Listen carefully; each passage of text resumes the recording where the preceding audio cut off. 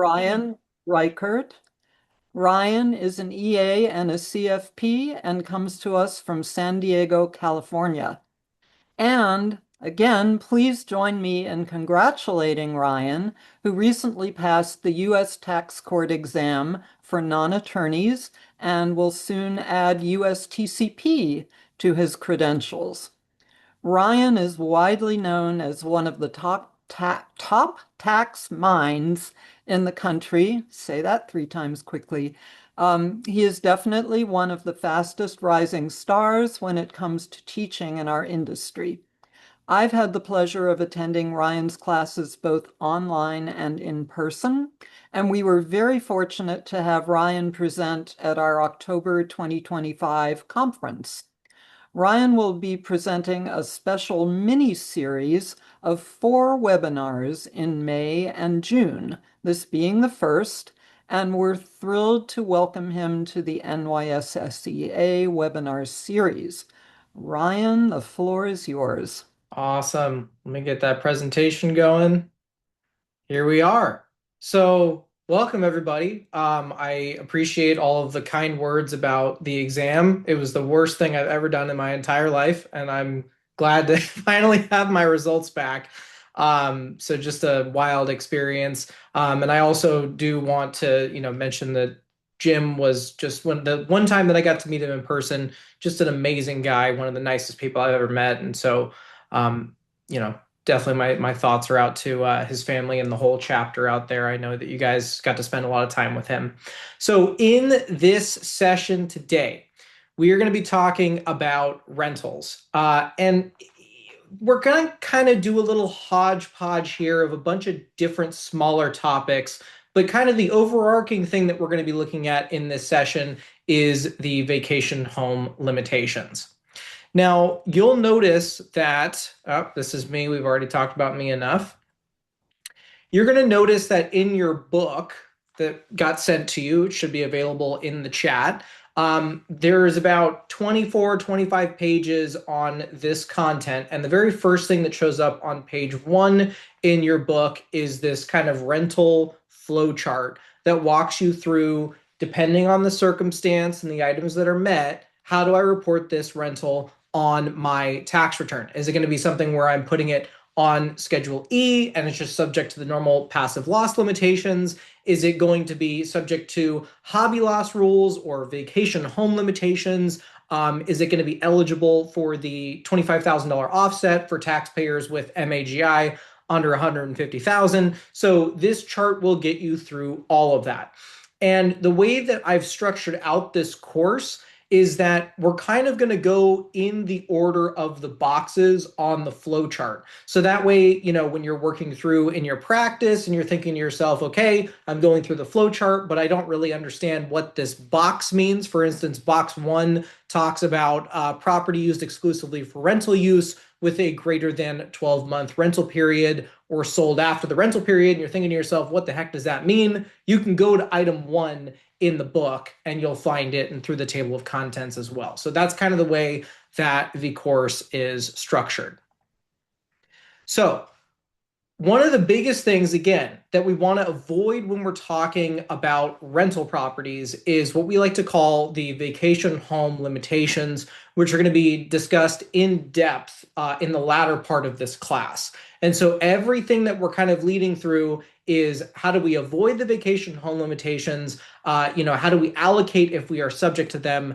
Things of that nature. But just to give you a general rundown before we get into all of these exceptions and these rules that we can apply, the basic rule for the vacation home limit says, hey, if the property has personal use that is the greater of 14 days or more than 10% of the total days rented during the year, then you're going to be subject to this limit and you cannot claim a loss on the property. The loss effectively gets carried forward to a future year, but it is not the same as something like a suspended passive loss, which we will also discuss a little bit later. So again, goal here is to avoid these limitations.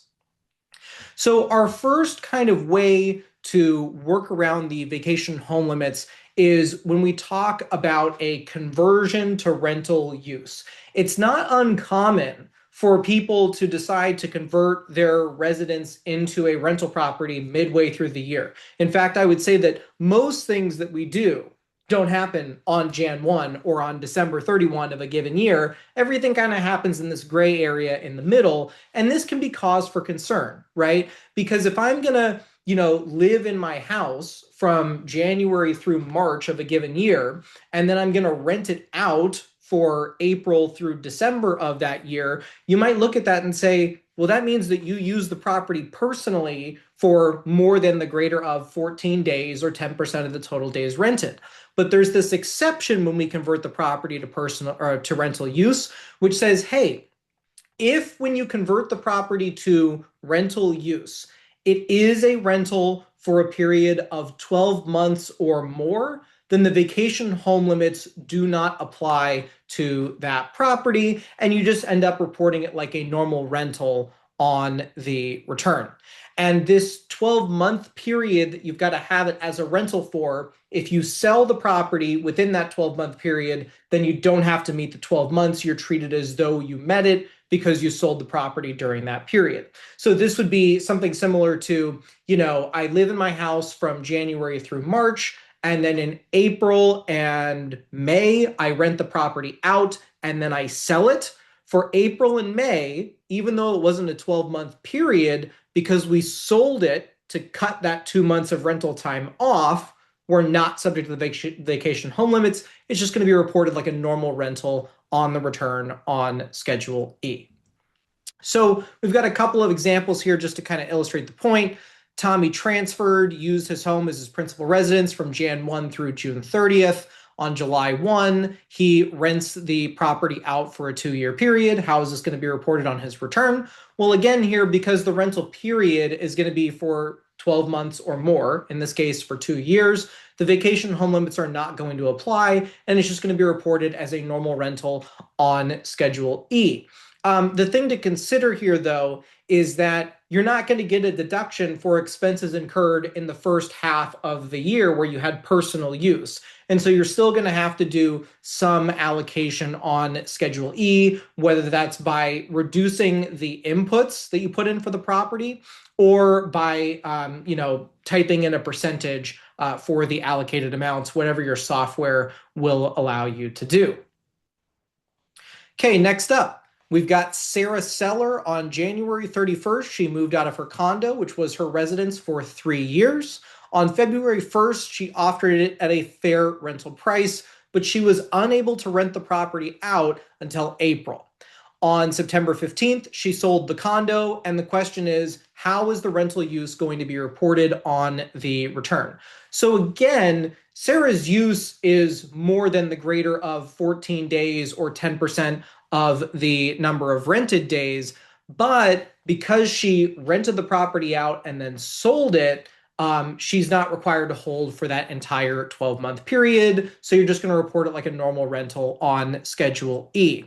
Now, one of the things that we've got to talk about here that's very common with rental properties is that oftentimes when you list a property for rent, especially when it's at fair market value, you may not be able to find a tenant for that property. And so this question crops up of, okay, well, when do we say that the rental period started?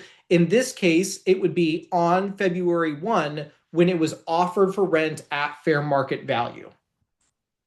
So that's kind of how we deal with these vacant properties. We are allowed to deduct expenses when the property is vacant, so long as it is available to be rented at fair market rates. So if you attempt to rent it or you list it with a broker, even if you can't rent it for a couple of years, there are plenty of court cases where taxpayers would list their property at fair market value and they wouldn't find a tenant for 2 or 3 years. And even in those instances, as long as it was available for rent at the fair price, you can say, hey, this was placed into service, and you can begin to deduct your expenses. Now, if I've got a rental property where the fair market rate is $5,000 a month and I list it for $20,000 a month and I can't get anybody into the property, that's not going to work because you weren't listing it at the fair market rate while that property was vacant. So that is something to be aware of. If you are incurring expenses while the property is not an income producing property or it's not available to be rented, you may have to look at capitalizing those costs to the basis of the property. Okay, so Jeff, before we get into the Augusta rule, because this is a nice section here, do we want to take a second for a poll question? Or is that just going to randomly pop up? There we go. Are you here? We've got your first poll question. I am here. If you're not, then say so. And do we have any questions yet, or are we doing good?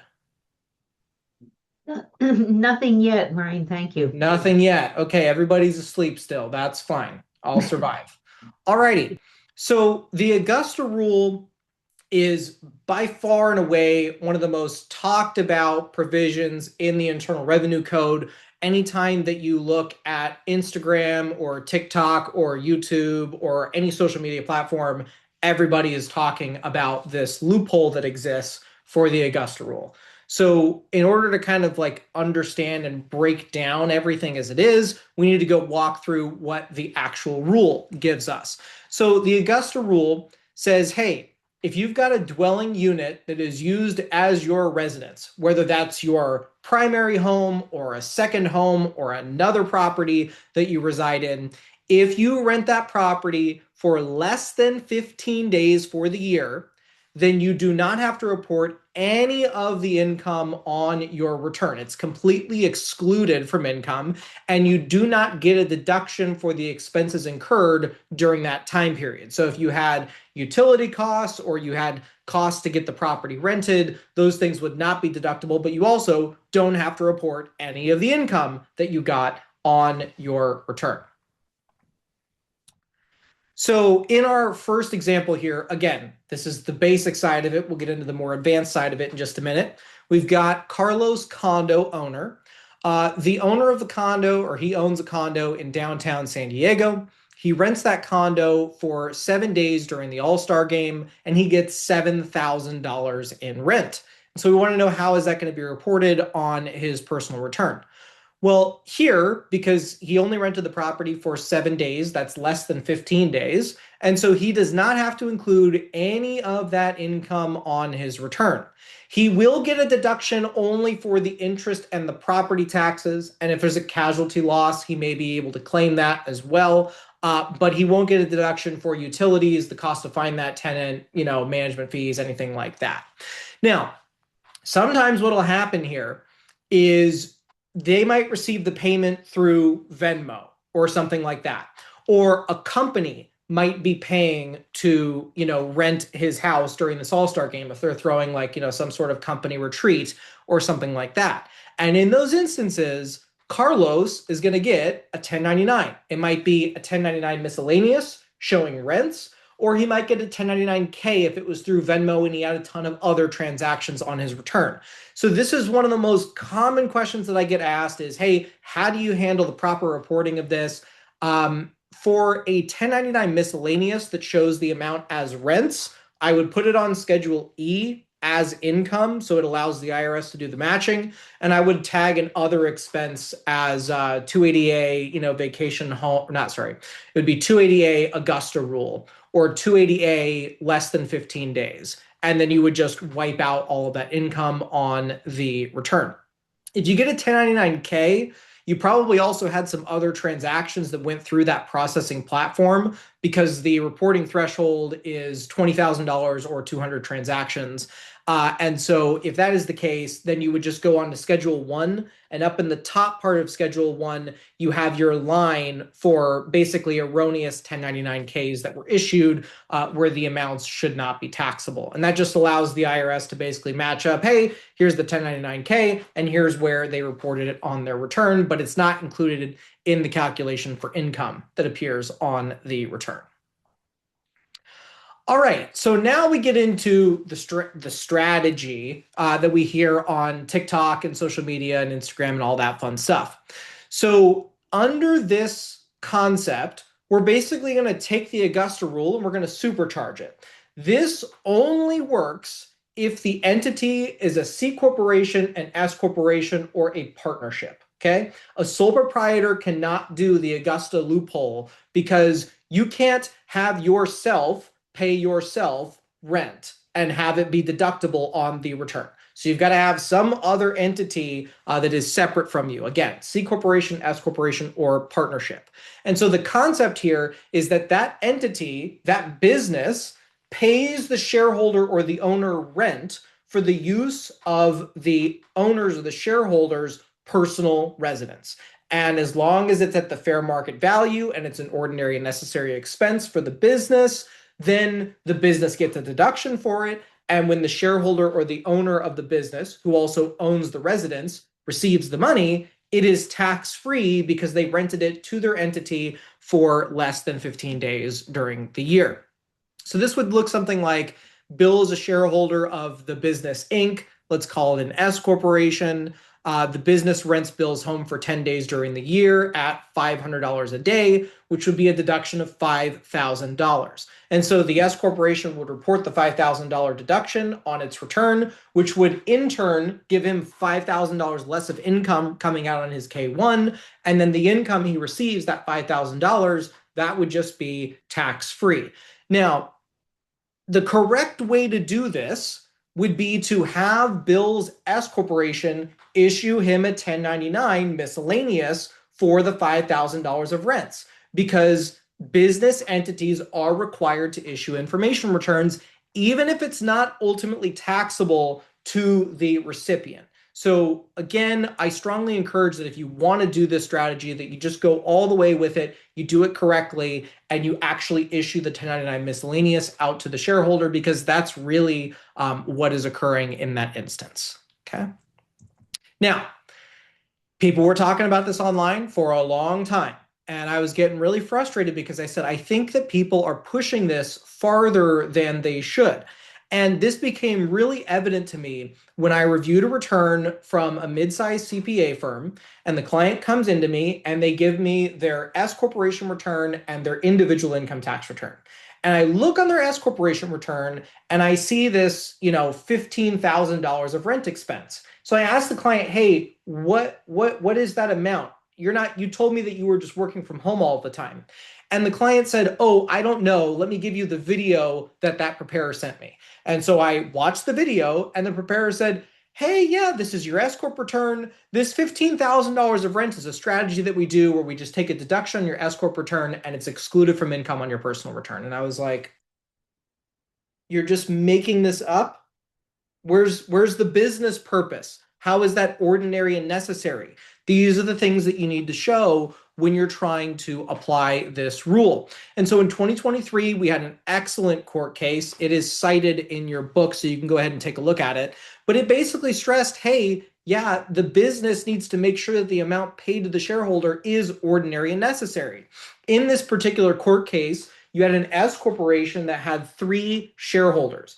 Each shareholder had their own primary residence. And so what the S corporation would do is it would say, oh, we're hosting business meetings at each of the shareholders' primary residences, and we're going to pay each of them basically $100,000. The total deduction for the S corporation claimed was $290,000. And so the IRS came in, they audited the return, it went to tax court, and tax court says, hey, why did the S corporation need to pay all the shareholders a combined $290,000 for the use of their residences? And the shareholders said, oh, we held business meetings.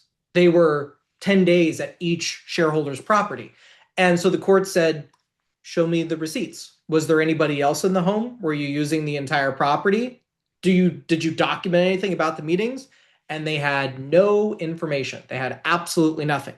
So the IRS did something clever, and they said, look, we went to convention spaces near all of the shareholders' home, and we found that the typical cost would be X dollar amount. It should have been $6,000 as the comparable cost. And so the courts disallowed the $290,000, only allowing $6,000 at the end of the day for the deduction. So again, if you don't know what the true value of your home is, if you don't really have a true business purpose for having that S corporation or that partnership or that C corp to pay rent to the shareholder or owner, then you don't have a valid deduction at the entity level, and this whole thing falls apart. So we've just got to be really, really careful about this when we're, kind of working with our clients on these type of issues. I would say like the most obvious case for a deduction like this is if the business is going to film a commercial in the home of the owner. That is a great time where this strategy works.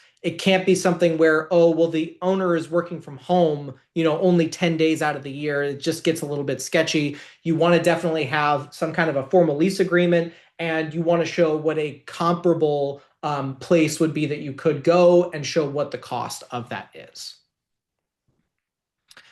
Okay, so we have in our next topic on page 4 of your book, we've got time sharing arrangements. These usually are not going to qualify for the Augusta rule. So if you get talked into buying a timeshare, maybe you're allowed to use it for, 10 days out of the year or something like that. And instead of going and staying in the timeshare yourself, you just rent out the timeshare for those 10 days. You might think, oh, I could have stayed in that timeshare as my residence, and I'm going to rent it out, and it's for less than 15 days. So I should be able to exclude all of that income on my return. And unfortunately, that is typically not the case, because when you have a timeshare, you're a part owner of that unit. And so you have to look to see if any of the other owners rented out the property during that entire year. It's going to be next to impossible to check on that. And you'll find that a lot of these people did actually rent the timeshare out. And so most of the time, if you're going to rent the timeshare for less than 15 days, you're not going to qualify for the exclusion. You're going to have to report that income on your return.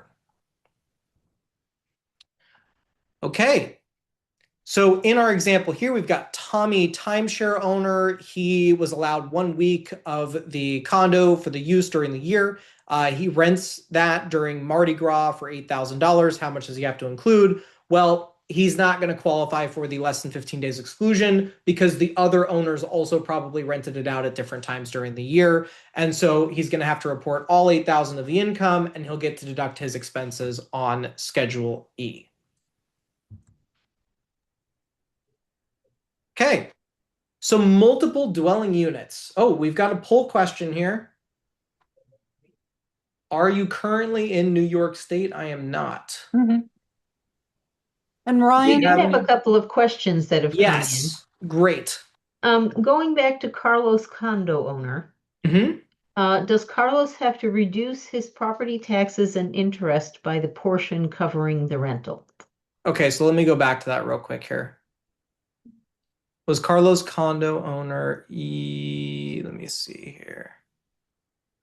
That So one. Carlos condo, repeat the question one more time. Does Carlos have to reduce his property taxes and interest by the portion covering the rental? So we would say no here for this one. You would just deduct the whole year's worth on Schedule A. There is something in the regs that does address that, but I don't think that I have it in the book. Okay. And then on the next slide, I think it was Bill Business. Yeah, Bill business owner. Somebody asks, what about trust? So there's not enough information there because, like, what would the trust need the residents for? Is it really ordinary and necessary? You can have some cases where a trust is running a business, and so I could see it in that case. But outside of that, I would think that it would be pretty difficult to handle. Maybe if the trust has to have a meeting between the trustees and the beneficiary, and you've got to rent out a place to be able to have that meeting, which again, how ordinary and necessary is that? It may be, but I haven't seen that discussed anywhere. Again, this whole strategy is people stringing together a bunch of different code sections to make things work. And when the courts address this issue, they never said, oh yeah, here's how you make it happen. They just said, no, in this case, you're not allowed to do it because of this reason. But they didn't say, no, this isn't allowed at all. They just said this person abused this and it was not ordinary and necessary. Great, thank you. Cool. Wonderful. Alrighty, back into it here. So we are at multiple dwelling units over on page 5 of your book. So if you've got a single structure that has multiple dwelling units in it, right? You got a duplex, you got a triplex, a fourplex, 32, whatever, whatever you got. If the owner is staying in one of those units and then they are renting out the other units around them, you do not count the personal use of that single unit where the owner is living. You basically pro rata the rest of the building out. So let's say it's a triplex situation and all 3 of the units are exactly the same size. In that instance, you would say, okay, only 2/3 of the cost of the building is deductible, 2/3 of the cost of the utilities are deductible, and then you would just include the income on that return, but it would not be subject to the vacation home limitations. So in our example here, we've got a 4-unit apartment building. Apartment owner Andy rents 3 of the units and uses 1 personally. And so again, we get to separate that out. His personal use of the first unit doesn't pull in the whole building to being subject to the vacation home limitations. And again, you've got your allocation of your expenses. Okay, also on page 5, so a unit in a hotel, motel, inn, bed and breakfast, or similar establishment is not subject to the vacation home limitations to the extent that that portion is exclusively used as a hotel, motel, inn, or similar establishment. The regulations say that you can look at a portion that is used to be furnished to lodging for tourists or long-term boarders as well. So that would fall into that hotel, motel, or similar establishment rule. So in our example here, which spans across page 5 and 6 in your text, we've got bed and breakfast owner Betty. In scenario 1, she uses 2 rooms personally, rents the other 3 rooms, and then never uses those other 3 rooms personally. So in this particular instance, again, we're not going to be subject to the vacation home limitations because it is a bed and breakfast. So those 3 rooms are going to be exclusive business use. We will be able to report the income and deduct all of the expenses, and that activity could create a loss on the return, which may be subject to the passive loss limitations, depending on some of the other factors we're going to look at later today and also this same time next week. Okay, in scenario 2, the family visits for Christmas and the family stays in 2 of those bed and breakfast units that were exclusively used for the B&B. And so because it's not totally exclusive for the whole year, because she's got family staying in those units that were supposed to be exclusive, now the vacation home limits can kick in, and she may be subject and she may not be able to deduct any of the losses. So this is just something that you want to be aware of if you've got any clients who are actually running bed and breakfast, though those are less common probably these days. Okay, over on page 6 of your handout for the portion of the property rented. So the proposed regulations basically tell us, look, you can use any reasonable method to divvy up the expenses between the rental side and the personal side. And then obviously, we're typically not getting a deduction on the personal side unless it's for interest or property taxes, things of that nature. The 2 most common methods that are used are either to look at the number of rooms that were rented or to look at the square footage of the rooms that were rented relative to the square footage of the entire property. Now, you have to allocate the expenses that are generally related to the property, but if you have any direct expenses that are associated with like painting one of the rooms that is rented out or insurance for the rental side, right? That doesn't impact your personal use of the property. It's only for the rented units. those can be fully deducted even if you don't have 100% use of the whole property, which is why oftentimes in your Schedule E in your software, when you go to do the input for rentals, you'll see a column for direct and indirect. The direct column, you're going to get all of that expense. In the indirect column, it's going to be allocated based on the number of days and whatever you give it for the proration, whether that's the number of rooms or square footage of the property. Okay, so in our example here, we've got Sammy single. She owns a 1,800 square foot house and rents a 180 square foot room to a roommate. There are 7 other rooms in the house outside of the one that's rented out.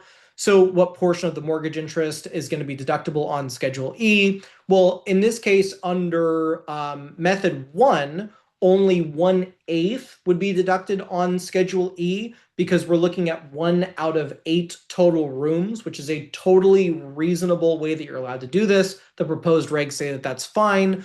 Alternatively, we could look to method 2 using square footage, where we've got 180 square foot rented compared to the total 1,800 square foot that is rented for that property. Now, these rooms are obviously going to be pretty small, but this is just to give you an idea of how this works and why you might want to choose one or the other.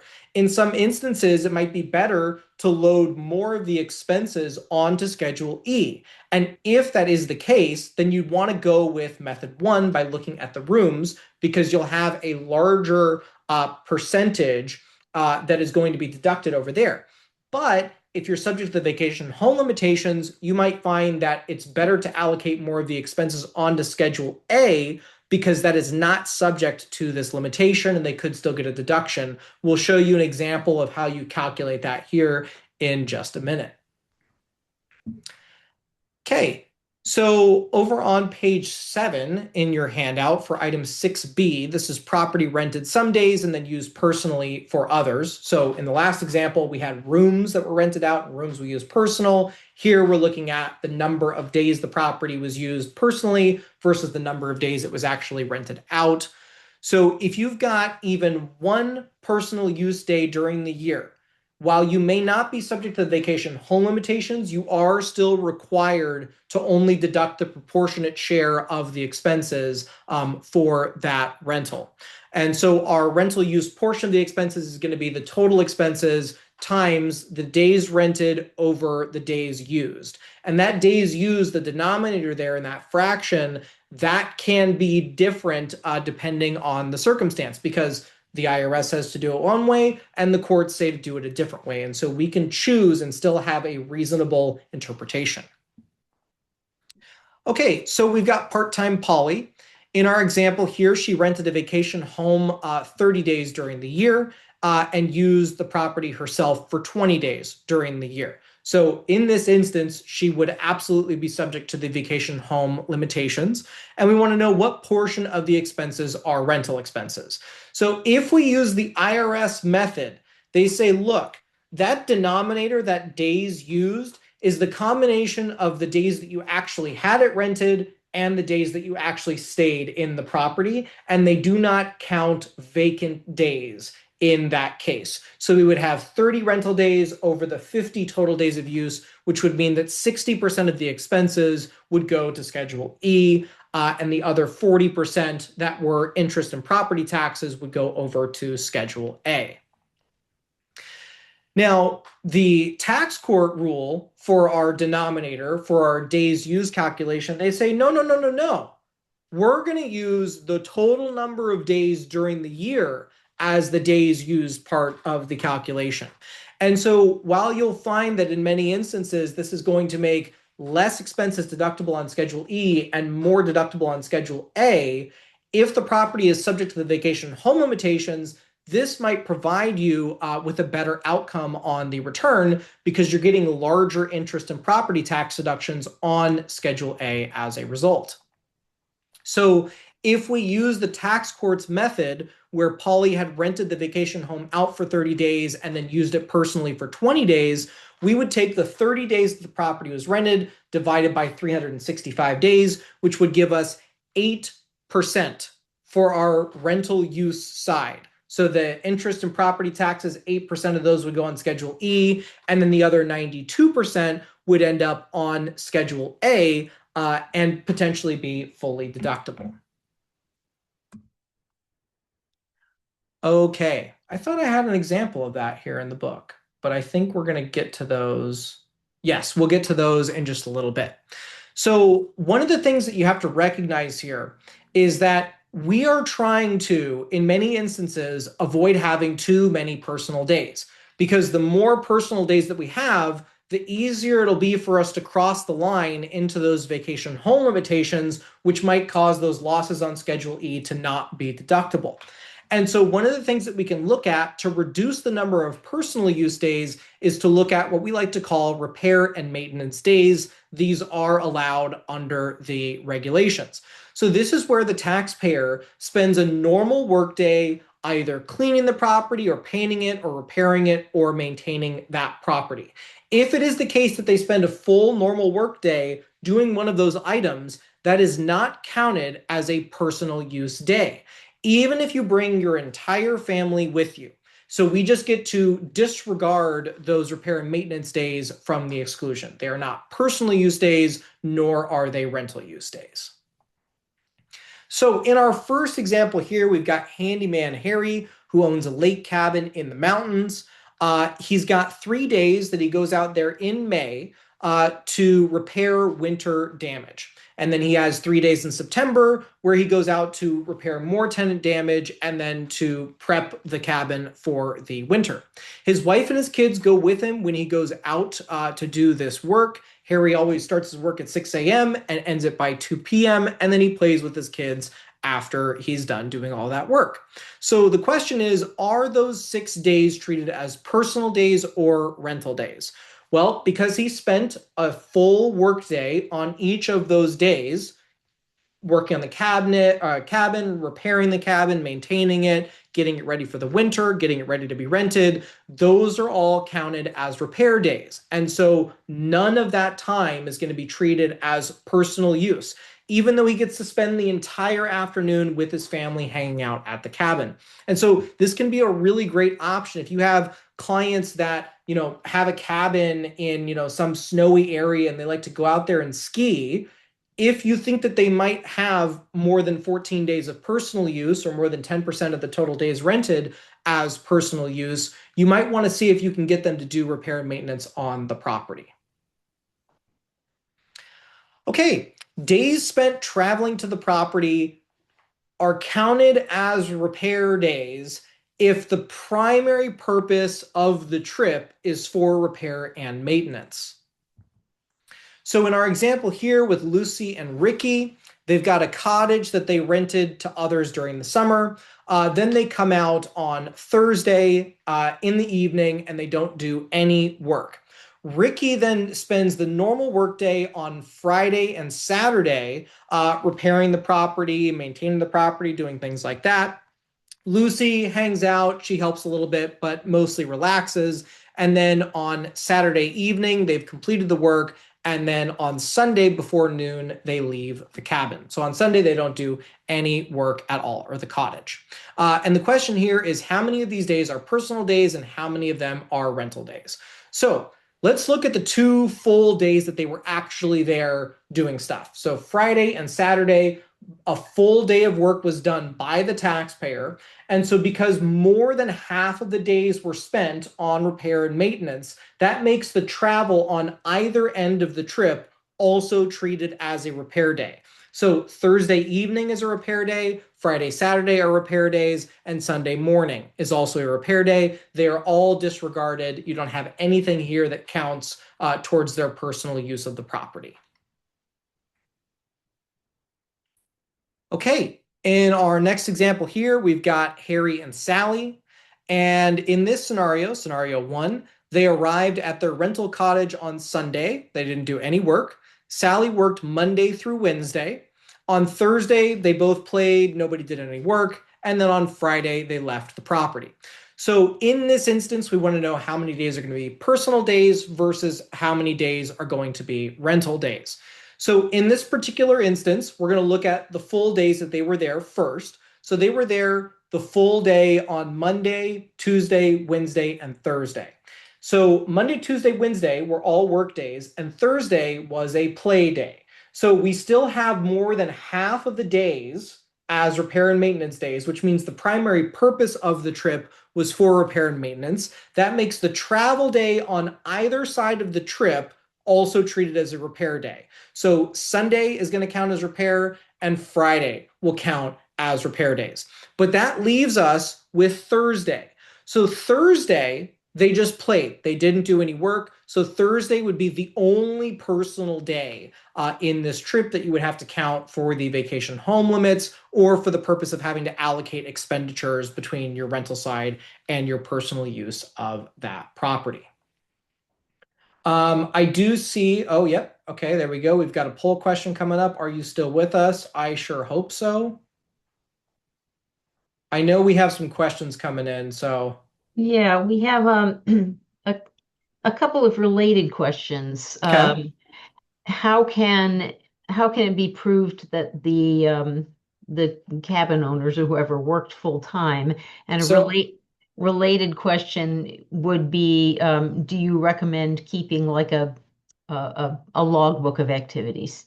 yeah. So it's funny because when I was writing the short-term rental class that I'm going to teach next week for everybody here, when I was putting that together, I have a buddy of mine who was a G20 auditor at the IRS. And I remember sending that text over to him, and it also has these same examples about repair and maintenance days. And I remember he called me up and he was so furious. And he said, Ryan, how could you tell people with good conscience to do this repair and maintenance day strategy? And I said, Pat, it's in the regs. You're allowed to do it. And he said, Ryan, you and I both know that they didn't do any work at that condo. And I'm going to subpoena the client and blah, blah, blah, blah, blah. And I said, Pat, I don't care what you're going to do. You don't work at the IRS anymore. But on a more serious note, yeah, you certainly want to keep documentation. You want to get receipts. If you're doing repairs yourself, you want to show that Home Depot receipt, that Lowe's receipt. You got to have those things because if you don't, they're going to say that you have nothing and we're going to treat them as personal use days. Absolutely, with this sort of strategy, you want to have a log. And it's really important for the vacation home limits. We'll talk about it more when we get into short-term rentals because the consequence for making that error on a short-term rental is typically greater because we're taking way larger losses when we're looking at short-term rentals. But here, when you have a regular rental that's just a vacation home, you still want to make sure that, you're tracking and that you have a log for, what are your days for personal use? What are your days for repair and maintenance? And if you're going to, let's say on Airbnb or VRBO, block off a set of days in the calendar, you better be able to account for why those days are blocked off. The IRS is getting far more sophisticated in the way that they track this stuff, right? They'll ask you to see, hey, what are the logs from the, rental service that you used to show the days that were blocked off? And they'll go in and they'll look at that stuff. And if you have a log that you keep in Excel, sometimes they'll ask to see that and they'll send somebody in to go look at the metadata to make sure that you didn't just make that up out of nowhere right when they asked you for the log. So you absolutely want to have a log. It does not need to be contemporaneous, but which means at the same time you do the thing. But I would definitely say that you want to at least, when you get back from your trip or, every quarter, you should be documenting your personal use days and your repair days. And you should try to find some physical thing to substantiate that. Take pictures of the property while you're there if you're doing repairs, things like that. Great, thank you. Another question. An S Corp submitted a 1099 MISC for rental.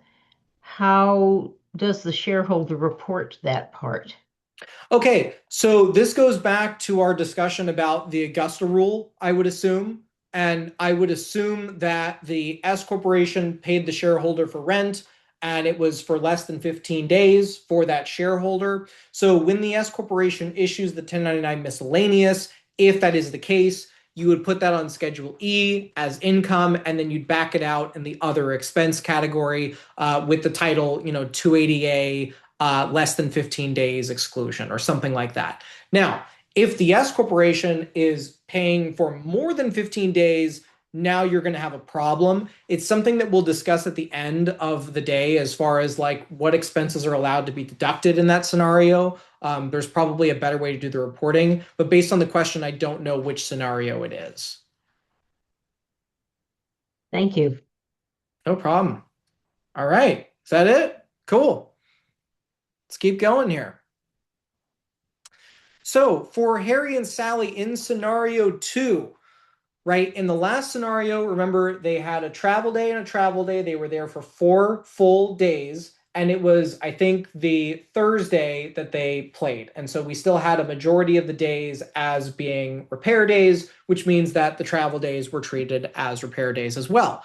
But in scenario number 2, where we've got Monday, Tuesday, Wednesday, Thursday, if Wednesday and Thursday were both play days and only Monday and Tuesday were repair days, now it's not more than half of the trip being for repairs, which means that the travel days to the property and from the property on either end of that stay are going to be treated as personal use days.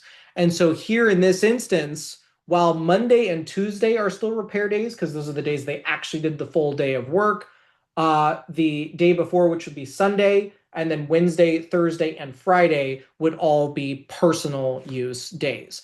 And again, it's not like you got to be perfect with this stuff, but you got to make sure that you're keeping it below that vacation home limits. Otherwise, you're going to have a large problem if you get audited and didn't realize it. Okay, and here's my slide on logs and records being important. We've got another poll question here, I guess. Have you ever attended an NYSSEA annual conference? Yes, I have. If you have not, I would strongly recommend it. You guys have a lot of great speakers this year, so it's going to be a fun time, I'm sure. Getting back into the session here, because I assume we don't have any new questions. On page 9, where it talks about logs and records being important. Again, if your client's not going to keep a log of this stuff, don't try to say that some of the days were repair days, because they're just going to throw it out if it ever gets audited. Now, if the client is willing to sign something for you and say, yeah, I actually was doing repairs, and they just don't have a log, if they say that they did the repairs, as long as you believe them, as long as what they're saying is reasonable, you're allowed to take that position on the return. It's just a matter of whether or not, it's going to get upheld in an audit. So it's definitely something to be aware of. Okay, in our next example here, we've got Harry Handyman. He rented a cottage for 120 days during the year. He used the property for 6 days while he was doing repairs, and then he used the property for 30 days when he was vacationing with his family. What portion of the expenses can be claimed as rental expenses? So, one of the things that we do at Brass Tacks is we like to give you some handouts and some little Excel sheets. These should be available on the website. I'm going to double check right after this session. So if you look tomorrow, you will certainly see all of these worksheets up here on the website. And so I want to walk you through how this little spreadsheet is going to work. So we have our rental days here in column A. Item number 1, our days rented was 120 days. For our personal use days, we had 30 personal use days. And then we also have a column for our disregarded day. And so you can see that in item 4 or line item 4 here, we have repair and maintenance days. And on line 5, we have the travel days for repair and maintenance. Okay.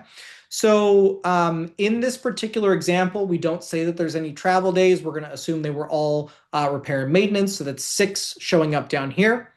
And so down at our total on line 11, we have our 120 days of rental and our 30 days of personal use. Remember, we are disregarding those 6 other days. So we had 150 days of total use under the IRS method. 120 over 150 is going to give us 80% for our rental use. So 20% of the expenses are either not going to be deducted or they are going to end up on Schedule A. And then if we look at the total days owned, that would be the number of days during the year typically, which would be 365 days. So for the Bolton method or the tax court method, we would take our 120 days of rental divided by the 365 days, which would give us 33% of our expenses as being deducted on Schedule E, and then the remainder, to the extent allowable for property taxes and mortgage interest, would be deducted on Schedule A. Now, you might be thinking to yourself, well, Ryan, why in the heck would I want less expenses deducted on Schedule E? Well, remember, in this instance, we've got to look at, okay, they've got personal use of the property. Are they subject to the vacation home limitations? And the answer is going to be yes.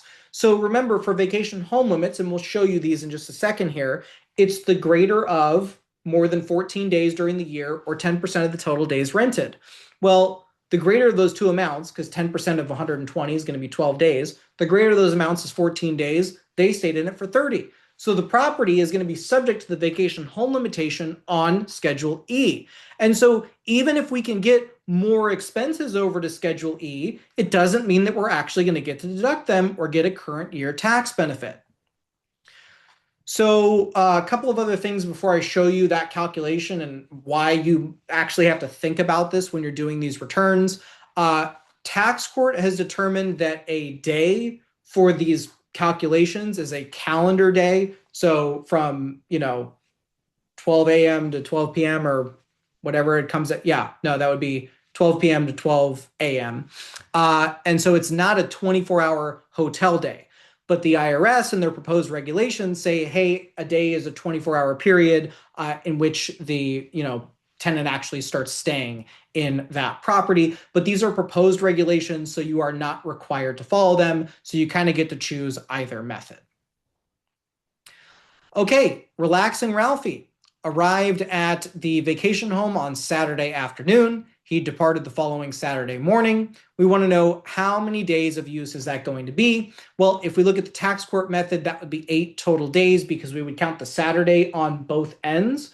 But if we use the IRS method, then we would say, okay, well, if they got there on Saturday afternoon at noon exactly, and then they left Saturday morning of the next week by noon exactly, that's only 7 24-hour periods, which would be 7 days. So you may want to choose to use one or the other of these methods depending on your client's circumstance.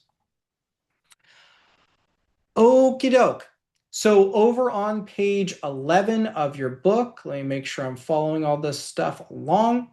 What we're going to look now at is, hey, what is a personal use day? Because people often think, well, a personal use day is just going to be the day where the taxpayer is actually using the property, which is obvious. But in the regulations, they actually line out a bunch of different items that are considered to be personal use of a rental property. So if anybody with an interest in the property stays in the property. So let's say that, my mom and I own a piece of real estate together out in the desert, and she owns 90% of it and I own 10% of it. And we rent it out sometimes and then we use it sometimes. If she uses it, she owns 90%. Therefore, her use days are personal use days. If I go out there and I use the property, again, because I own some of that property, that 10%, my days are also going to be considered personal use days. It would be the same situation if you had an unrelated friend who you owned a property with, okay? Family members. If you have a family member who uses that property, unless it is the principal residence of that family member and they are paying you fair market rent, it is a personal use day. And I'll show you an example of this. It's going to cause a lot of problems. People usually get really mad when I explain this rule. So I'll show you an example of that in a moment. And just for this purpose, a family member would be a spouse, siblings who are either whole or half blood, ancestors, or lineal descendants, which would be like children and grandchildren and things like that.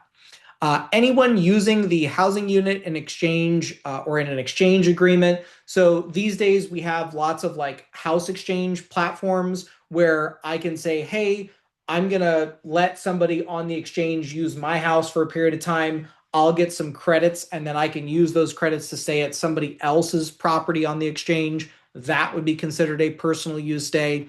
And then also considered a personal use day would be renting to anybody unless that person pays fair market rent. Okay, so on page 11 in your book, for our example here, we've got doting daughter who owns a cottage on a lake. She allows her parents to use it whenever it's not reserved by another renter. Are the parents' use days personal or rental days? Well, in this example, it doesn't say that the parents are paying any amounts for rent, and it's certainly not the parents' principal residence because it's saying, oh, they're only using it when it's not reserved by another rental. So or by another renter. So because that is the case here, all of the parents' use days of doting daughter's cottage are going to be personal use days, which could cause problems, obviously, with vacation home limits and the deductibility of those expenses. Okay, in our next example, also on page 11, very bottom of the page, we've got participating parent who buys a house for their son. The son and the grandchildren use the use the house as their principal residence, and the son pays fair market rent. So the question is, okay, are the son's days considered to be rental or personal?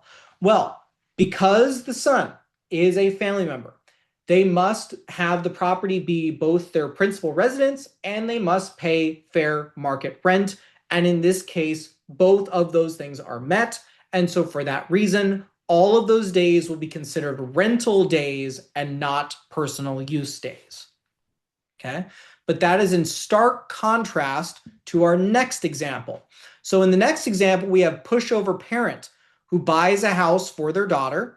The daughter uses the property as her principal residence. So if we've got a family member staying in the property, remember we've got those two requirements, we just talked about them. It's got to be the principal residence of the family member, and the family member must pay fair market rates.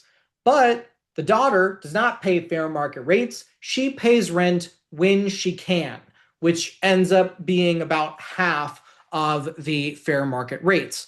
So the question here is, are the daughter's use days considered rental or personal? And in this case, even though it's her principal residence, because she's not paying the full fair market rate, sorry, those are all personal use days. You get absolutely zero deduction for those expenses on Schedule E. In fact, this property would not even be reported on Schedule E. What would end up happening is you would have the income maybe show on E, but you wouldn't get any of the expenses for that property. And so it effectively ends up being treated similar to a hobby on the return. The mortgage interest and the property taxes can still be deducted on Schedule A. Okay, sibling Sam owns a vacation home, and he rents it to his sister for 10 days at fair market rates. And the question is, are the sister's use days considered to be rental or personal? Now, this is the thing that just drives people insane, because you look at this and you say, well, what if the siblings don't even like each other, right? What if the sister is actually paying the full fair market rates because sibling Sam doesn't want to give her any sort of a discount? He's not going to let her use it for free. Because the sister is a family member of Sam, it's got to be the sister's principal residence, and she's got to pay full fair market rates. Here, she's only paying the full fair market rate, but it's not her principal residence. So guess what? All of those days are personal use days, and the expenses for those days are not deductible on Schedule E. And this just drives people absolutely insane. And it's just one of the unfortunate things that I find in practice. I've got my marketing team out in Florida. They bought a home next to theirs, which they were going to list on Airbnb, but then their mom was going to stay there for 3 months out of the year. Even if mom's paying fair market rates, I'm sorry, it's not mom's principal residence. And so because of that, all of those days are treated as personal days on the return. Okay. Do we have another poll question? This would be a nice time to take one. I'm not sure if we just did one or if it's been too soon here. Okay, are you a member of NYSSEA? Go ahead and answer that poll question. Do we have any questions, or are we cruising just fine? Normally this frustrates people, but just at the moment, no one seems frustrated. wow, you have a very accepting group That's wonderful. I have literally been yelled at in a session for this one. So I am happy to hear that. Okay. So next up, we've got on page 12, Auntie Anne, who owns a vacation home. She rented it to her niece for 10 days at fair market rates. Are the niece's days for use considered to be rental days or personal days? Now, this is why it is so gosh darn important to understand what is a family member for this purpose. Because you might think that your niece would be your family member, but the rules say that it's your spouse, your siblings who are whole blood or half blood, your lineal ancestors, which would be your parents or your grandparents or great grandparents, and your lineal descendants, which would be children, grandchildren, great grandchildren, etc. You don't go diagonal out from there. So if your sibling has a kid, they are not a family member for this purpose. And so for that reason, because the niece is paying fair market rates, it does not have to be her principal residence, and those days can all be considered to be rental use days instead of personal use days. Thank goodness. Okay, there's always a big question about, can I give a discount? It's a question I always get. Can I get a discount? And my answer is always no. Well, usually it's no. But here for rentals, the courts have said that yes, you are actually allowed to give a discount when you are renting to friends and family members. And this makes perfect sense in the eyes of the court, and it makes perfect sense to me too.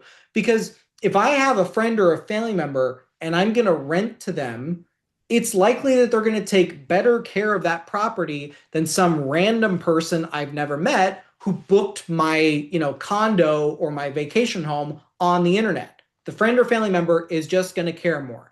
Now, if I had my brother that was going to stay at my vacation home, I might be a little bit iffy on that. I'd probably charge him the full fair market rate plus a little extra. But if you've got good family members who are going to be respectful of your property, the courts have approved discounts of up to 20% on the fair rate and still called it fair market value because, again, you're saving on management fees and you have a trustworthy tenant. Okay, so now we finally get to what the actual vacation home limitations are. This appears on page, let me see here, 13 in your book. So when you've got a taxpayer that's got personal use of their rental, some of those expenses are going to be limited on Schedule E. And when you are subject to the vacation home limitations, that property cannot produce a loss. Any expenses that exceed the income, except for a small exception, are going to be suspended and carried forward to a future year under the vacation home limitations. So again, the rule is if the personal use exceeds the greater of 14 days or 10% of the total days rented at fair market value, then that property is subject to this limitation. Now, because you aren't typically allowed to take a loss, you're not going to have suspended passive losses that are limiting you. It's the vacation home limitations that are limiting you. And it's important to understand the difference because the carryover and what happens when you sell the property is very different from suspended vacation home limit to suspended passive loss limit. Okay, so when you've got a vacation home, there is an order in which you claim the deductions for this purpose. So the first thing you do is you look at, okay, what are the gross rents for the property? What is the total amount of rent that I collected for that property?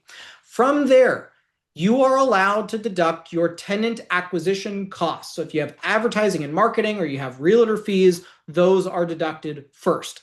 Then you have your interest, taxes, and any casualty losses, which are also deductible to the pro rata extent between rental use and personal use, right, on Schedule E. These first two items are allowed to create a loss for a vacation home, but it's very rare that they actually will end up creating a loss because the majority of our expenses for these vacation homes ends up coming from the other operating expenses, which would be things like utilities, repairs, insurance, HOA, blah, blah, blah, blah, blah. And then finally, at the very end of this list, we have depreciation. And again, you'd only be able to deduct this if you had income left after deducting the other items in the earlier categories. So in our example on page 14, we've got Ruthie Relaxer. She owns a vacation home. She rents at fair market value to an unrelated party for 2 months out of the year. And then she personally uses the vacation home for 3 weeks out of the year. She also rents it to a friend at a huge discount. Let's say it's a 50% discount for 1 week. Now remember, there's a rule when we were doing, check to see, okay, what is a personal day? Renting to anyone at less than fair market rate after factoring for the discount is considered to be a personal use day. And so if we said, hey, the friend is paying half of the fair market rates, that's not going to work. That's going to be a personal day. And so we're going to have a problem there. The total rents that she received were $20,000, and she incurred the following expenses. We have $10,000 of mortgage interest, $8,000 of real estate taxes. Remember, those items would be deducted first to the pro rata extent that they were for the rental side of this transaction.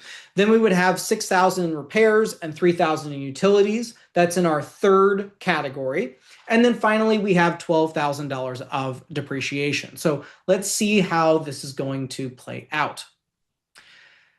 So how much of the expenses can be deducted on Schedule E and Schedule A? Again, if we do a big discount, personal use days. So the allocation is going to be 2 months of rental and 1 month of personal, the 3 weeks that she used it and the 1 week that her friend used it at a massive discount.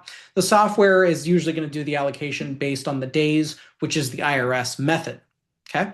But again, we could look to use the tax court's Bolton rule to say that we look at the number of days rented divided by 365. That usually ends up with less expenses on Schedule E and more on Schedule A. So let's look at this chart that we've got here. So you can see here on the left-hand side, we have all of our categories for our income and our expenses. In this middle column here, we've got using the IRS's method, which is going to say in this case, okay, so 2 months for rental of the 3 months of total use. So 2/3 of the expenses would be deductible. All 20,000 of the income will appear on Schedule E. That's what you're seeing right here. 2/3 of our real estate taxes and our interest of 12,000 would end up on Schedule E. The other 1/3 would end up on Schedule A. For our repairs and utilities, we've got 9,000 of repairs, 12,000 of utility costs, but we only get 2/3 of each of those amounts. That would give us $8,000 total. Wait, hold on. Let me see the math here. 9,000. Okay. So we've got 6,000 that's going to go on Schedule E after we factor for our 2/3 amount. And then none of that obviously is going to land on Schedule A because we don't get to deduct repairs and maintenance on Schedule A. And then finally, depreciation. Let me go back here and look at what our numbers were. Oh, I see what happened. So this 9,000 here is the repairs and utilities. 2/3 of that is the 6,000. The 12,000 right here, 2/3 of that, that's our depreciation. So $8,000 of depreciation would be allowed, but it's going to be limited to 2,000 because if we take 20,000 minus 12,000, that's going to bring us down to 8,000. Minus 6,000 brings us down to 2,000 of income, but we cannot take a loss when we've got these vacation home limits, and so we only get 2,000 of the depreciation. The remaining 6,000 of depreciation will be suspended and carried forward to a future year under the vacation home limits, okay? So in this case, we end up with a net zero on Schedule E, and we end up with Schedule A of real estate and property taxes and interest of $6,000. So our total deduction here is going to be $6,000. But if we switch to the Bolton method, which is where we say, okay, we look at the number of days rented divided by the total number of days in the year. So here we're looking at months. So we had 2 months rented divided by the 12 months of the year. You're going to find that we get a much different result. So we've got 20,000 of income still on Schedule E. Over here down in real estate, taxes, and interest, we've got our 18,000 still combined, multiplied by 2 months over 12 months of the whole year. That's going to give us a $3,000 deduction on Schedule E and a $15,000 deduction on Schedule A. If we take 2/3 of our repairs, that's going to give us 6,000. And we've got 2/3 of our depreciation, which is going to give us 8,000. That Bolton rule is not going to be applicable to our repairs and utilities or to our depreciation. And so if you run out the calculation here, you find that you're left with $3,000 of net income on Schedule E, which you would think, well, that's bad. I don't want to have income on Schedule E. Under the last example, I had zero income on Schedule E. But what you'll find is because we allocated so much more of the interest and the property taxes for the property over to Schedule A, we end up with a $15,000 deduction on Schedule A. So under IRS method, right, we've got net zero on E, 6,000 on A, which is going to be better if the client is not itemizing or if they have AGI limiting items. But if we use the tax court's Bolton method, yes, we have 3,000 of income on Schedule E, but a $15,000 deduction on Schedule A is going to give us a difference of $12,000 of deductions. So we are doubling our tax benefits by choosing to apply the tax court's Bolton rule. So this is going to be better to use the Bolton rule when the client is itemizing or the interest and taxes would be deductible anyway. Okay. Now, obviously, we've got our SALT limitation, which was increased to 40,000 from the One Big Beautiful Bill Act. If you've got higher income clients that are making more than, $500,000-$600,000, it might be better to leave it on Schedule E. And so that's just something that you want to be thinking about. You also have your mortgage acquisition indebtedness of 750,000. And so that might be another reason why you don't want to have more interest flowing over to Schedule A. So these are all things to think about. And you really do need to run the numbers both ways to see what's going to give your client the greatest result at the end of the day. Perfect. Are you paying attention? I am. Do we have any questions or are we doing okay? Yeah, we have a couple of questions. Great. Well, one comment. When you were wondering why folks weren't jumping up and down about the family member issue, one person writes, "It's frustrating but easy to follow along." So Good. yeah, okay. Okay, so people are annoyed. They're just keeping it to themselves. Right. Okay. So someone is asking for rental income, they have to bring bank statements, lease, etc. What else should they have to support it? This So maybe. so they're asking about like, how are you figuring out how much rental income to report on the return? I'm not sure if it's that or if it's a question about an audit. Um, I'll just I read it. Yeah, for the rental. if they want to type it in while we're answering another question, or I can readdress that towards the end, that would be totally fine. If they want to Okay, just write some more. very good. Okay. And do you need to make an election for either the Bolton rule or the IRS method? Can you switch back and forth in alternating years? Yeah.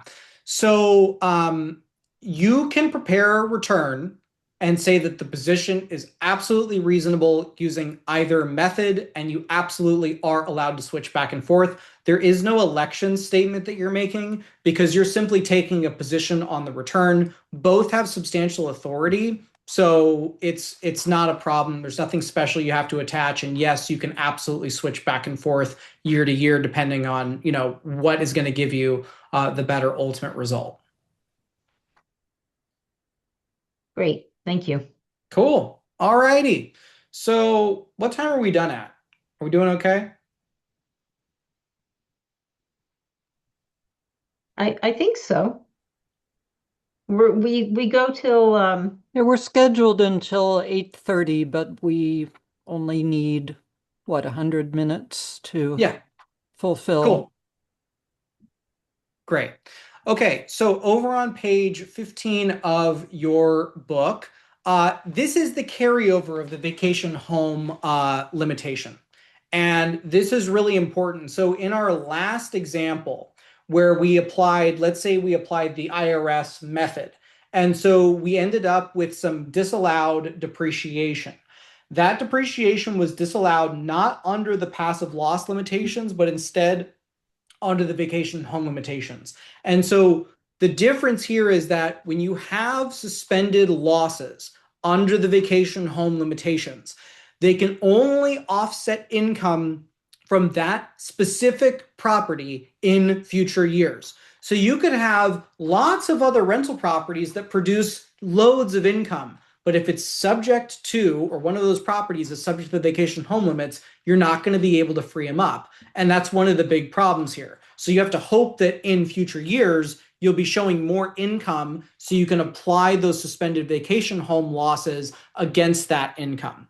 Because if you've got a situation where the taxpayer sells their property and they have not claimed all the vacation home expenses, sorry, those aren't freed up, poof, gone into the wind. And so you really want to make sure that, if you're going to be subject and you're going to have these expenses carrying forward, that you try to utilize all of them before you actually go out and sell that property. Otherwise, you could be missing out. Now, one key thing to note here is that depreciation is a really, really odd concept when we start talking about depreciation recapture or unrecaptured Section 1250 gain.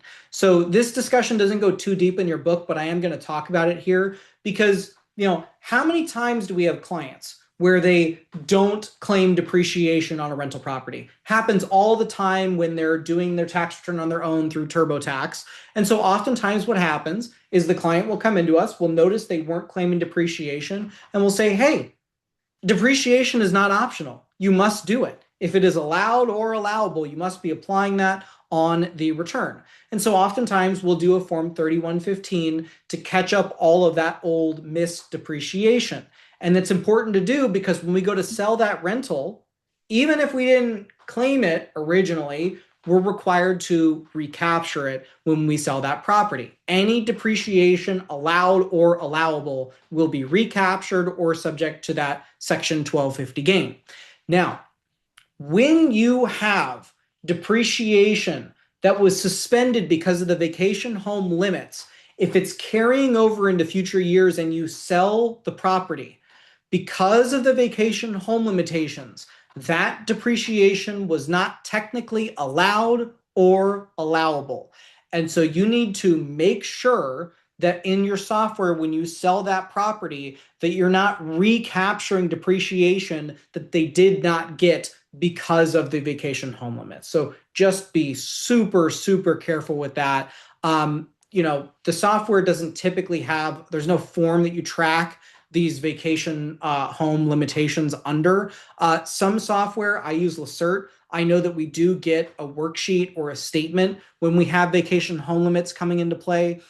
If your software does not have that, you could use the Form 8829 as like something that you just kind of keep in the client's file to track how the expenses move, because on the 8829, the expenses are taken in the same exact order that they are for the vacation home limit. So it's just one easy way to track that if your software will not do it for you. Okay. So there we go. Okay, on to the hobby loss rules. Now, hobby losses post the Tax Cuts and Jobs Act, it's not ideal, right? So it used to be that if you had an activity that was generating income, if you were not engaged in that activity with a primarily for-profit motive, or your engagement in the activity was not regular and continuous, you would report the income on your return, but then the expenses would be deducted on Schedule A, subject to the 2% limit. Now, there's an exception there for cost of goods sold, but that's not going to apply here, and so we're not going to go deep into that. But since the Tax Cuts and Jobs Act, and now the One Big Beautiful Bill Act, we're no longer allowed to deduct those 2% miscellaneous itemized deductions. So when you've got a hobby activity, it's all income, and you're paying tax on all that money regardless of the expenses that you incurred along the way. And this can be a problem that pops up with rental properties as well. And it's a really big problem, especially when you have like generous clients. Okay. So let's go ahead and get into this here. As far as reporting the hobby income on the return, right now it's reported on Schedule 1, line 8J, and then those other expenses are not deductible except for your mortgage interest and your property taxes on Schedule A, potentially a casualty loss if you've got a federally declared disaster. Okay. Alrighty. So there's a rule that says if the vacation home limits apply to that property, then the hobby loss rules do not apply to that property. And this is going to put some taxpayers in a very, very odd position. So over on page 17, we've got Lori loves the beach, and this is our scenario 1. So she bought a beach condo for $1 million. Her monthly costs are $8,000, but the fair rental value of that property is only $5,000 a month. So even if she rents it for fair market rates, she's not going to turn a profit. This was not a purchase for profit. This was a purchase because she liked the property. And she's going to live in that condo for 9 months of the year. And then she's going to rent it out for only 3 months of the year at $5,000 a month while she is temporarily away on a work assignment. And so the question is, how is this activity going to be reported on Lori's return? Now, here's the weird thing. Again, look at her costs relative to what she can rent it out at. Even though she's renting it for fair market value at $5,000 a month, what is she not doing? She's not turning a profit. And she will not turn a profit likely for a very long time. And so there was a court case about this very situation where the court said, look, even though you are renting it for the fair market rate, because you're obviously not going to make a profit and it's not going to happen, sorry, that is not a for-profit activity, and you may have a problem with deducting any expenses. We're saved here, though, by the fact that she lived in the condo for 9 months because she has 9 months of personal use. That 3-month rental period, because it's only for 3 months and it's not for 12, that is just a rental period. And so we subject this entire property to the vacation home limits. And so when that is the case, the rules say that the hobby loss limits don't apply. So what's going to end up happening here is that she's going to report the $15,000 of rents that she got on Schedule E, and then she'll get a deduction for the expenses for that property for the ratable amount based on the rental use compared to her personal use. It will not be able to create a loss on her return because of the vacation home limits, but at least she'll be able to offset the income. Okay? But if we go one step further here and we say that she transferred to Ireland for her job, and now she has no personal use of the condo for this year, and she rented the condo all year for 12 months at the fair market rate, the question is, how is this going to get reported on her return? So we would all agree she's got no personal use of that property in this case, which means the vacation home limits do not apply. The problem, though, is that this activity is not primarily for profit. She is renting the property out to cover her costs for the property, but it's not even covering the costs. She's still in the hole $3,000 a month. And so because it's not for profit, sorry, it's a hobby activity on the return. All of the rental income for those 12 months goes on Schedule 1, line 8J, and then none of the expenses are deductible except for the mortgage interest and the property taxes. Now, this floors people, so let me explain kind of like what the common rebuttal is to this. People will say, well, Ryan, she bought that beach condo because she thought that it was going to appreciate in value over time. And because it's going to appreciate in value over time, she did buy the property with a primarily for-profit motive. So that was the argument the taxpayer made in this particular court case that is cited in your book. Again, that's on page 17. And the court said, no, no, no, no, no. When you have a rental activity, it's really two separate activities. You have the activity where you are actually renting the property out, which obviously is creating a loss, obviously is not profitable, obviously not for profit. It's just being used to cover her costs, which has been found to be a hobby activity. And the other activity that you have when you own that property is the long-term investment play. And they said that even though you have a for-profit motive on the investment side, you don't have a for-profit motive on the rental side, and that caused the activity to be treated as a hobby on the return. This was just an absolutely ridiculous, in my opinion, ruling, but it is the only court case on this issue that we have, and it is the precedent that we have to follow. And I know that this ticks a lot of people off, but that's just the way that it has to be handled. Okay, and so we have that here. So again, the income is going to be on Schedule 1, Line 8J, and then on Schedule A, you would deduct your property taxes and your mortgage interest, but all the other expenses would be subject to the 2% haircut. And so under OB3, those are lost. You're not going to get them. Isn't it weird? The year where she had all that personal use, she gets a benefit from the expenses, but then in the year where she doesn't live in it at all, she doesn't get any of them. It's ridiculous, but this is the way that the law is written. Do we have another poll question? There we go. Where are you right now? I am at home right now. And while we're there, we have a couple of questions and comments. Wonderful. Oh, let me see. I've got to scroll up here. What expenses are used to determine the hobby? Yeah, so in this particular case, it would be basically any carrying cost to continue to own the property. And so you would look at not the debt for the mortgage, but you would look at the interest for the property. You would look at the property taxes, you'd look at the utilities, you'd look at, HOA, you would look at anything that's not the amount that they're paying on the actual like debt portion or the balance of the debt on the property. Does that make sense? Yeah, Okay. thanks. And then one of our listeners says sometimes profit motive can be shown by appreciation in condo value.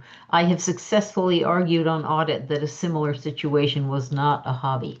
So I just had a discussion with this on this exact topic with somebody a couple of days ago. And here's what you're going to find.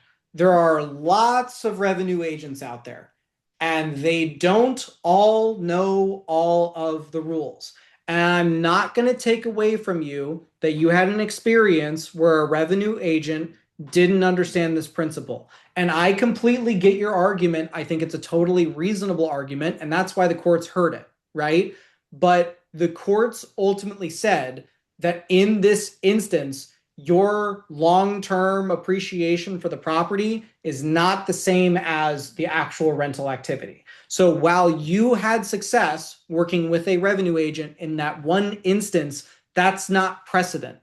And you won't always be able to say if it gets audited again for somebody else, or if another preparer has the same experience, that they're going to get the same revenue agent that's not going to know what this little rule is, right? So all I can tell you here is that this is what the courts have said. This is what the law says on the issue. But, stuff happens, right? You're going to have revenue agents that don't all agree on things, or they don't know all the rules. So I'm happy that it worked out in your case, but nobody else can use that, right? And you might not be able to use it if another client gets audited and you have a different revenue agent. Thank you. No problem. And one more question. Can a taxpayer take depreciation on a timeshare?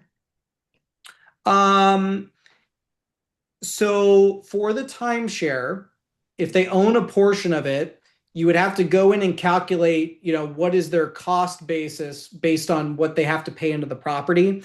You'd have to look at the timeshare agreement to see like what happens at the end of the term. Do they end up owning the property? Like what happens there? If they don't end up owning the property at the end of the day, then I would say no, because that's not substantially equivalent to the purchase of that property. So it's really going to depend on how that agreement is drafted. Great. Thank you. Yeah, no problem. Okay, cool.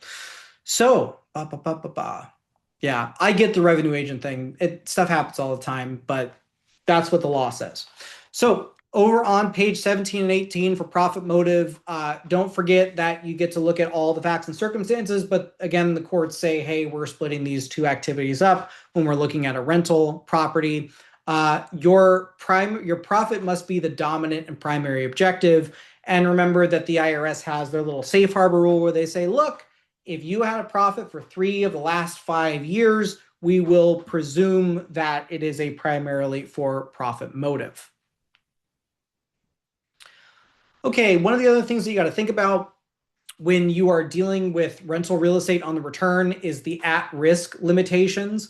So this rule basically says, look, you can only take a loss to the extent that you are at risk in the activity. And you would figure that out by looking at how much money has the taxpayer contributed to that activity, what is their adjusted basis in the property they put into the activity, and then what did they borrow that they are personally liable for, or that is secured by real estate, because both of those types of debt are considered to be amounts that are at risk.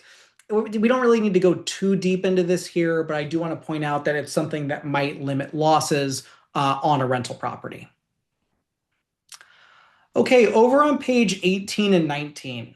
So when we were kind of choosing the classes to do for this series, we decided to do 2 rental classes and then 2 other classes. We have one that's on tax implications of family drama, and then another one that's on interesting lives, interesting tax situations. And one of the things that we talk about a little bit in the short-term rental class and a little bit in here are the passive loss rules and the rules for real estate professional status.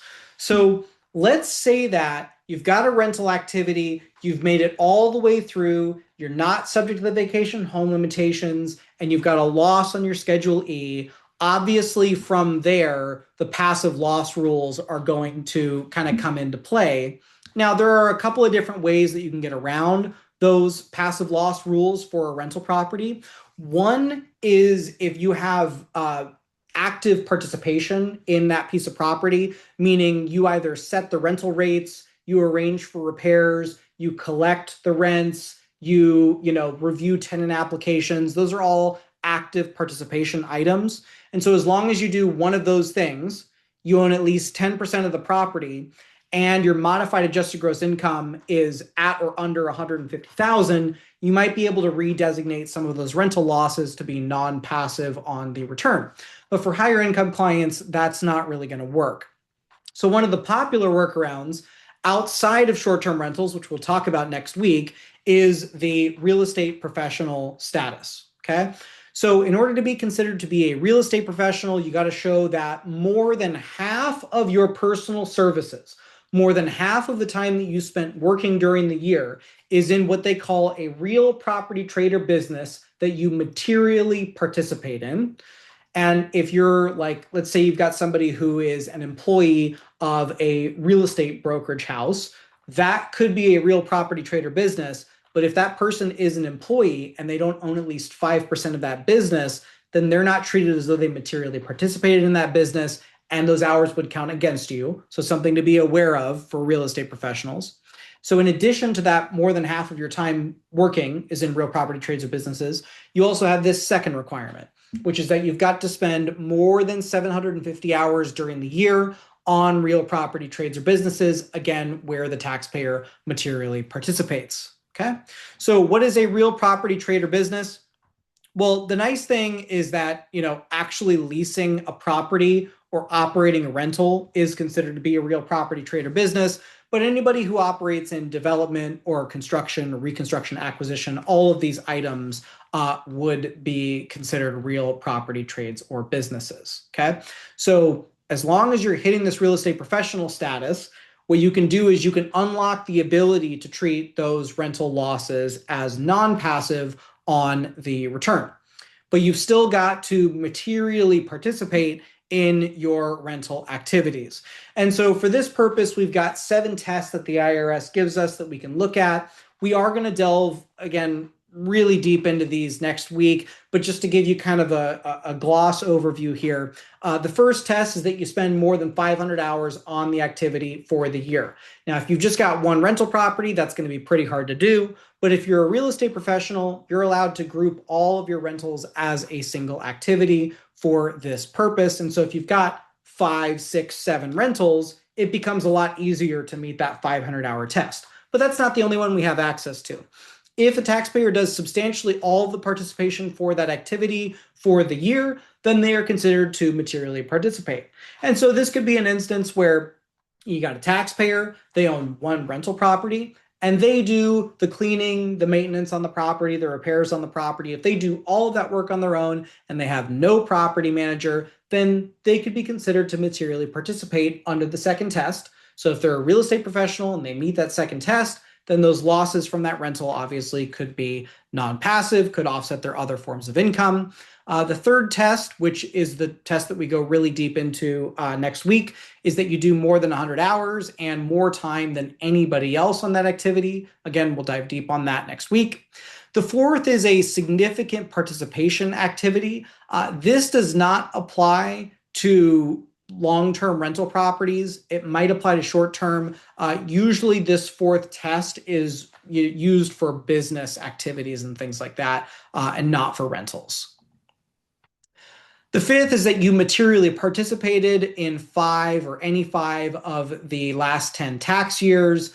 This could be met on rental properties where for the first 5 years or so, you actually manage the property yourself, and then you can turn around and get a property manager later. The 6th is for personal service activities, which does not include rentals, so we'll ignore that. And then the 7th is based on the facts and circumstances. The taxpayer's participation is regular, continuous, and substantial in nature. We'll talk again more about that next week. Again, the real estate professionals can group their rental properties all together as a single activity. That is an actual election that must be made on the return. Okay, let's talk about QBI and rental activities. So this is always a hotly debated topic. People always say, oh, well, the IRS has a safe harbor, and if you don't meet that, then you can't claim QBI for your rental real estate, and that's simply not true.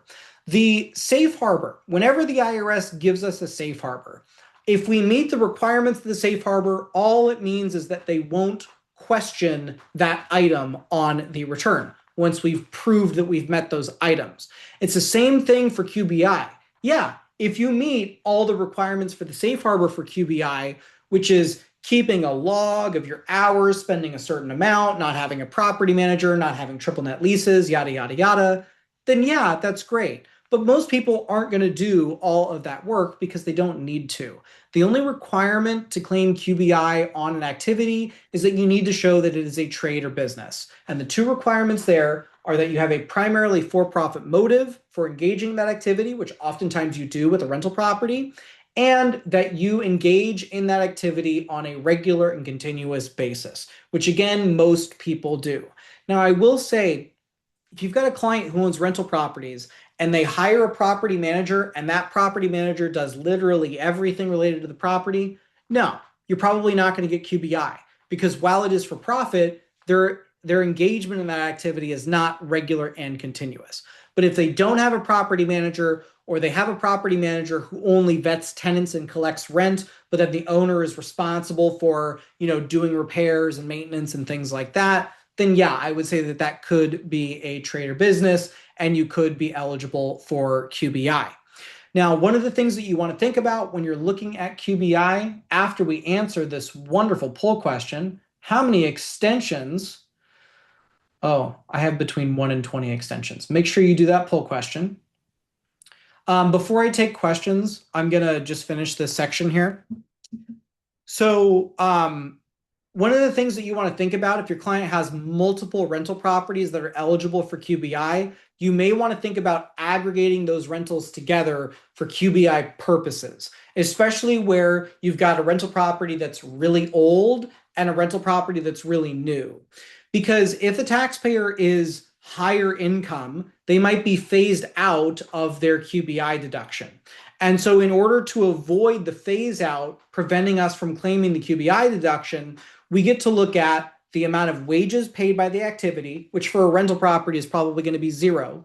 And we also get to look at the unadjusted basis in depreciable property. Now, if you've got a really old property that you bought 20, 30 years ago, your unadjusted cost basis in the building is going to be really low. And so that unadjusted basis is not going to save your QBI deduction.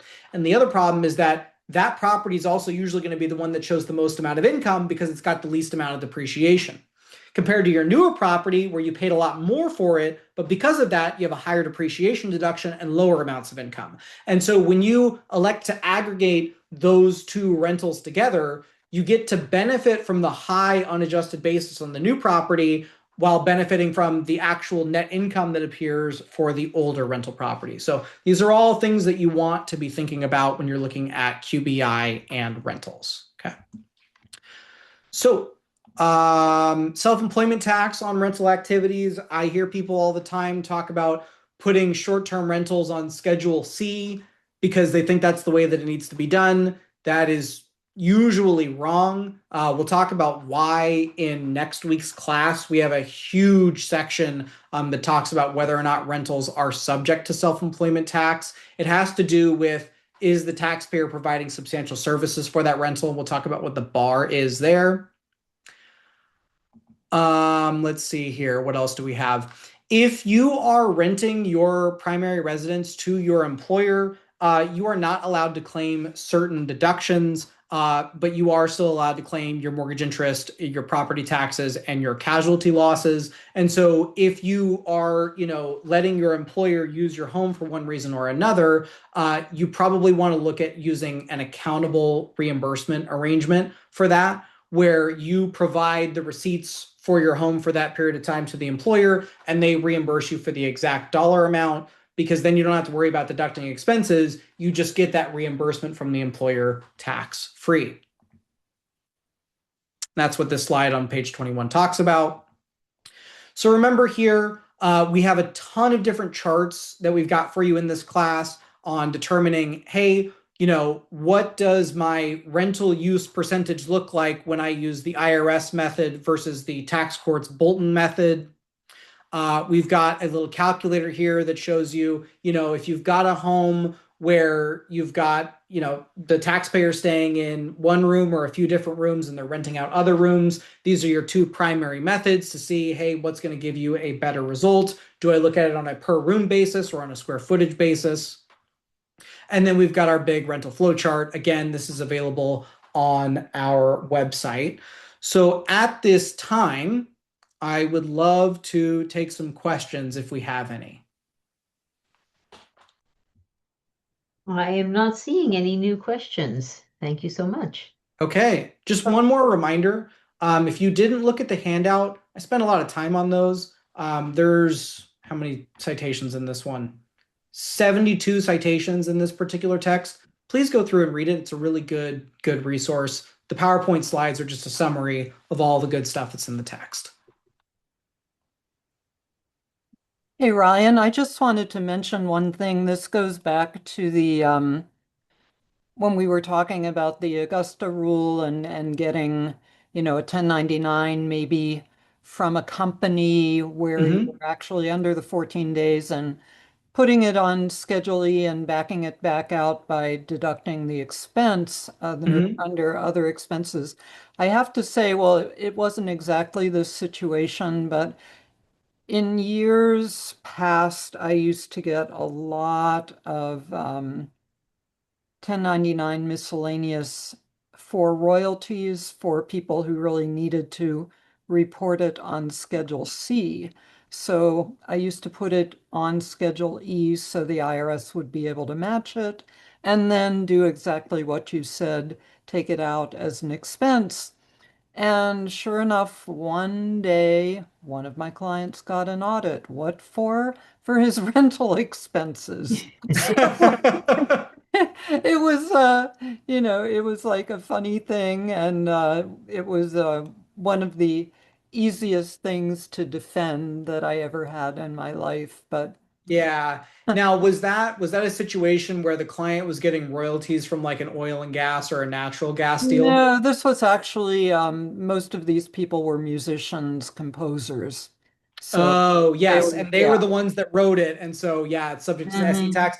I've heard some people say, and the problem is there's no way to verify this, but I've heard people say that if you're getting a 1099, if it's for any of the items, apparently they can check in both places, but who knows, right?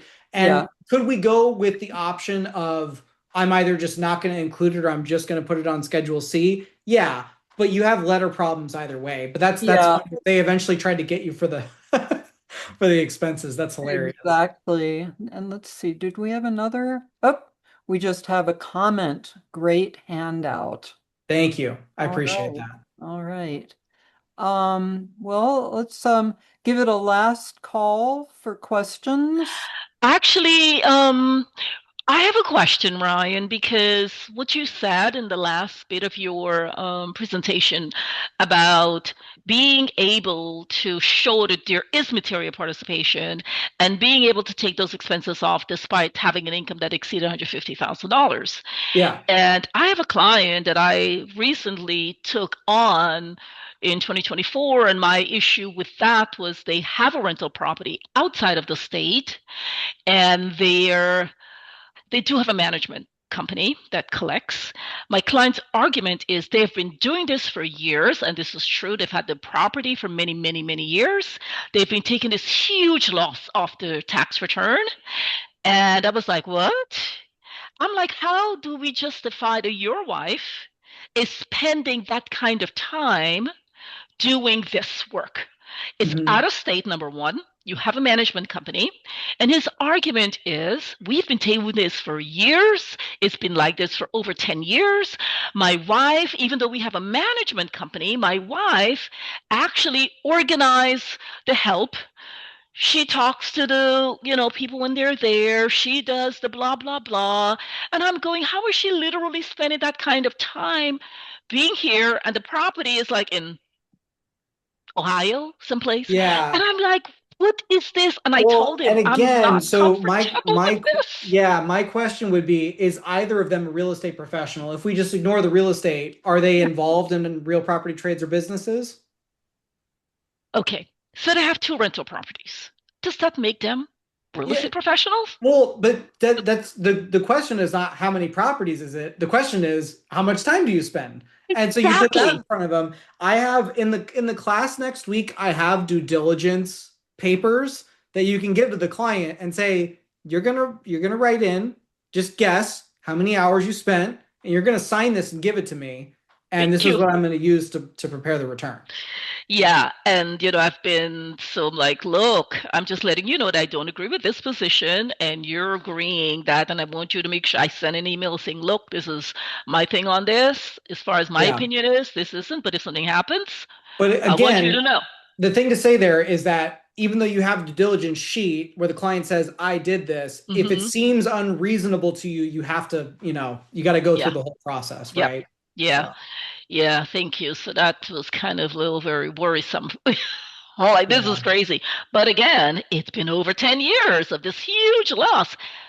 It's the When I same, said it's the huge, same, it's the same 80, point that we make 90, about I've 100,000. experienced this in the past and this is but none of it matters, usually. And I'm like, yeah, and I'm going to prepare to return. And guess what? He's going to get audited. And he's going to be like, ah. Yeah. Well, great. Well, So I yes, know but thank we're you. under on our 2 hour slot, but we hit our what, hour and Yes, 50? We hit yes, our Hour 100 40? minutes, yes. Good. so I think we are good. Yeah. So I'm seeing lots of nice comments coming Hmm. in, which is very nice. Somebody says, I am going to sleep well tonight, and I am so grateful to this wonderful seminar. So And that's so a pretty show how rave grateful review. you I like are. that. Show how grateful you are by completing that survey. Please Yes, do the evaluation. Very, very important for us, please. Thank you. Yeah, there absolutely. It's in the were there chat. were there were two questions that came in that I can just answer or there's one question that Oh, came in that great. I can answer really quick. This one said if a person only has rental properties as a source of income. Is a Schedule C appropriate? No. We'll talk about that next week as far as like what kicks a rental activity into being an activity subject to self-employment tax, but simply rentals being your only gig does not make them subject to SE tax. We'll talk about it next week, I promise. And technically it is in the handout. If you go to page 20, there's some information in there, but we'll go deep on that next week. Hear that? Go deep. So please check back in next week. Otherwise, you're going to miss it. All The right. registration is Awesome. up on the website, and you'll get an email, a couple emails reminding you to register for next week as well. Yeah. So, And also, They can still buy the package, there, right? no, there, no, Over. That's a yeah, You bummer. guys missed out on that. Yeah. That was What the that was the that best was a great discount deal. anybody's ever gonna I know. get. But I hate to say this, but we do have webinar life after Ryan. So be watching your email and our website for upcoming webinars. Of course, we'll have Ryan back on May 20th, June 17th, and June 24th. And then in July, on July 15th, we're having Clarice Landreth, EA, with a deep dive into CSED issues. On August 19th, Aaron Perry will present on accounting fundamentals for tax pros, the numbers behind the return. Frank Deegan returns with tax law research in the IRM. That'll be on September 16th. October, of course, brings our annual conference in Saratoga Springs. Don't miss it. That's October 25th to 27th. And also at our annual meeting, which I believe will be on October 16th, we'll have a special sweetener for our annual meeting attendees. Matt Metris will present a 1 hour on Form 1099-DA year one. And then in November, we've got Larry Pon presenting on Social Security and IRMA issues for tax pros. That'll be on November 18th, and that will be a 3 hour class. And then in December, we've got Michael Miranda on December 19th, on December 9th, excuse me, and he'll be doing retirement distributions after Secure Act 1.0 and 2.0. And then, of course, in January 2027, we'll have Frank Deegan back for our federal tax update on January 6th, and Catherine Keene for our New York State tax update on the 20th. So there's your year in a nutshell. And we look forward to seeing you all again. And thank you for joining us. Corrine, anything you wanted to say? No, and I'm sure if you missed all of this, go to the website. It is all there for you. Register, register, register, especially for conference. Do not call me. Please try not to call me and tell me you didn't get a hotel. Or please try not to call me and say that, oh my, I missed the deadline. Can I get that discount? Please, we love her. We love you all, but we are giving you a lot of early warning. The early bird catches the worm.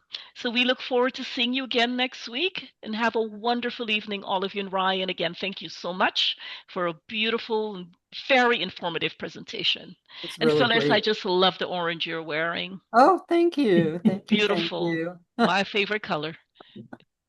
All right, so everyone. much, Well, thank everyone. you, Thank you, thank you, Ryan. thank Thank you. Good you. night, Ryan, we'll everyone. see you next week. See you then. All right. All right. Bye-bye. Bye, everyone. Bye-bye. Thanks.